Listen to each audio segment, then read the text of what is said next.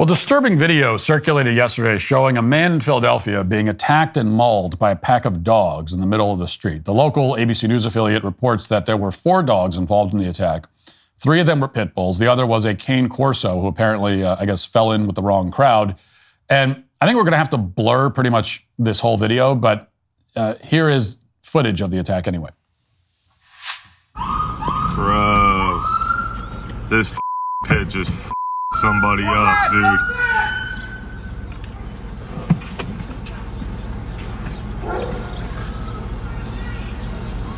No! Shoot the shoot! Bro. Shoot the police! Police! Hey, police! Shoot! Shoot! That's us? No.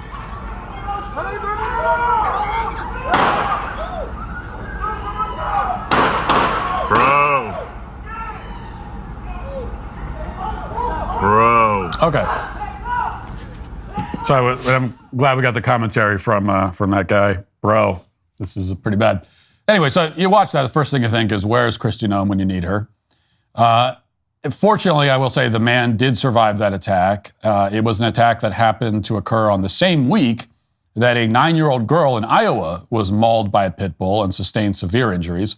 The owner of the dog in that case was arrested. And also in the same week, 2 pit bulls had to be euthanized after attacking a 58-year-old man in Baltimore. All 3 of these incidents happened only a few weeks after a 3-month-old baby was mauled and killed by the family pit bull in New Jersey. And a few weeks before that, a 35-year-old man in California was attacked by his pit bull, and he did not survive the attack either. Now, it's not especially surprising, of course, that pit bulls are responsible for all these attacks. After all, pit bulls and Rottweilers together account for nearly 80% of fatal dog attacks, even though they comprise less than 10% of the dog population. And as you can see from this chart, the vast majority of those are pit bulls, with Rottweilers coming in a very distant second place. Now, pit bulls account for 60% of all dog bite injuries, and the injuries they cause are much more likely to be severe. Overall, pit bulls are far more likely to attack and far more likely to cause serious death or injury when they do attack. They are both the most aggressive breed and the breed most capable of inflicting maximum damage. And that's the reason why I have been in the past a very vocal proponent of banning pit bulls. There's no disputing the fact that these dogs are uniquely dangerous. They are, the statistics clearly show, by far and away the most dangerous breed of dog, a breed that is genetically predisposed to aggression. There's a reason why every single one of us, if we see a stray pit bull running down the street, we will be extremely worried if the dog approaches us. But if we see a stray golden retriever or lab or beagle or any of dozens of other breeds, we will not be nearly so concerned. I made this argument again on Twitter yesterday in response to that video we just played. And I got 6,000 responses, and many of them quite angry. Angry at me, I mean. Not angry about the pack of dogs mauling that guy. Instead, they were angry at me. So a rabid pack of pit bull owners descended on my comment section, accusing me of anti-pit bull bigotry. And they made all the familiar arguments. They said that it's not about the breed, it's about the owner. They said that their own pit bulls are the sweetest little darlings in the world. They would never hit a fly. They said that banning pit bulls would be somehow just like banning guns. They said that there's no such thing as a bad dog, only a bad owner. They made all the arguments that I normally find so absurdly unpersuasive. But this time, I have to admit, and I know I just said I don't change my mind very often, but they really got through to me. I read all these thousands of comments of pit bull owners crying hysterically because I had an opinion that they didn't like, and it really affected me. I can't really describe it. I realized the error of my ways. You know, pit bulls might be disproportionately dangerous and far more likely to kill or maim than almost any other breed. But I realize that you pit bull defenders are right. Like, why should that stop you from bringing them into the community? Yes, they might try to eat your neighbor's child, but frankly, that's none of your neighbor's business. And sure, yes, there are plenty of other breeds that are much, much less likely to attack, and even if they do attack, are much, much less likely to do any significant damage. But why shouldn't you skip over all of those significantly safer breeds and specifically choose the one that poses the greatest statistical risk to everyone around you, including your family and yourself? Sure, I mean, it's true, pit bulls are genetically predisposed to aggression and built to inflict maximum damage, but why should that have any impact on your decision to adopt one?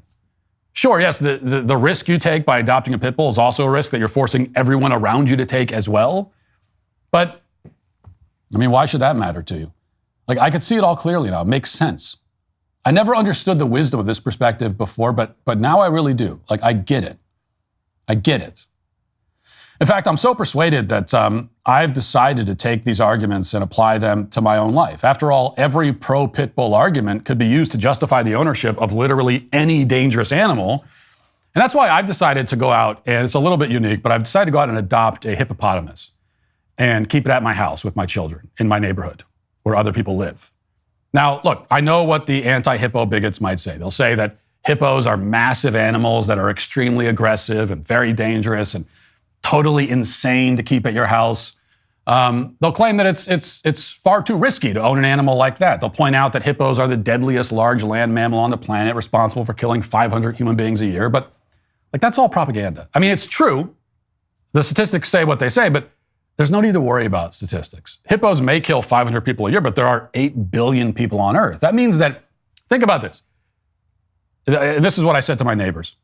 That means 7,999,999,500 humans aren't killed by hippos every year. Now, it's estimated that somewhere around 10,000 people globally are killed by lightning strikes each year. And that means you are far more likely to be killed by lightning than by a hippo. So why should my hippo worry you? You know, you see, the statistics don't matter unless they're the weird and random statistics that I decide to use, where I compare animals to inanimate objects and natural phenomena. So those statistics are extremely important. But the basic, straightforward statistics about how aggressive my animal is, those don't matter at all, you see. And when I decide to take my hippo for a walk in your neighborhood, you may feel concerned. You may feel like it's perhaps unfair that I should bring a highly aggressive and dangerous animal around you and your family, forcing you to inherit the risk that I've decided to take with my own life. But what you should understand is that, you know, there are no bad hippos, only bad owners. And you might think this is an argument for at least requiring that hippo owners obtain some sort of license and go through some sort of training, given that I'm admitting that a poorly raised hippo will indeed be a danger to the community. But no, I would never even agree to that. I am putting all of the danger of hippo ownership on the owners, but also not agreeing to any sort of regulation or requirement for the owners. I hope that makes sense. And even if it doesn't, too bad. Look, my hippo is a sweetheart. You may hear all these stories about hippos mauling and attacking people, but I could pull out my phone right now and show you so many photos of my hippo not attacking or mauling anyone. How could hippos be dangerous when I have literally dozens of photos of my hippo not being dangerous? Yesterday, I put a silly hat on my hippopotamus, and like, it was so cute. Are you seriously trying to tell me that an animal in a silly hat can be dangerous? Come on. It's ridiculous. It's impossible. Far too cute to kill anyone. This is airtight logic. And if you don't see that, it's because you're blinded by your anti-hippo prejudices. Besides, telling me that I can't own a hippo is a slippery slope. First, you stop me from owning the most dangerous land mammal in existence. Next thing I know, you're confiscating my guns, you're kicking me out of my house, forcing me to live in the sewer. You see, guns are things that I have a right to own, and a hippo is also a thing. And therefore, I have a right to own a hippo. You see, because the two things are both things. Now, you might claim that they're very different things, but I fail to see the difference.